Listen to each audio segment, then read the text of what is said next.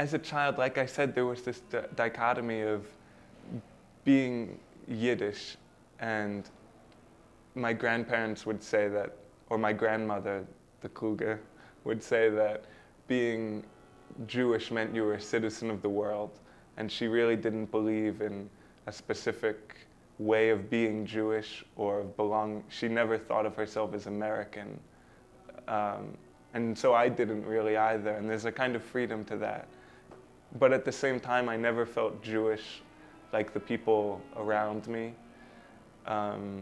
or that I would see who don't speak Yiddish, or I don't know, it just felt like a separate lifestyle. I don't know, I don't want to say something I don't mean or make assumptions, but I did feel a distance with my own Jewish identity.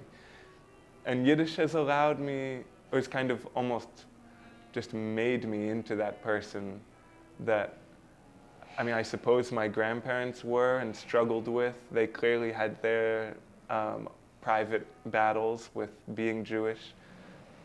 They both talked a lot about anti-Semitism, and my grandfather fought in the Second World War for the American side once they had moved here, and dealt with a lot of anti-Semitism in the army. So I guess I feel like we inherit a very conflicted identity. And Yiddish doesn't make it simpler, but it does keep raising the question over and over again.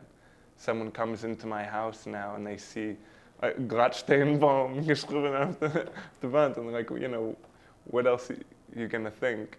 And in fact, I live on the first floor right next to the sidewalk. I always leave my windows open. I'm growing lavender in the windows.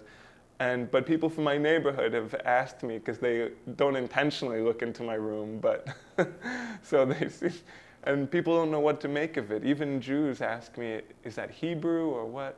So I don't know, I've become a walking discussion about Yiddishkayt. So the little I know, I try and share. But I certainly feel more Yiddish now than 3 years ago.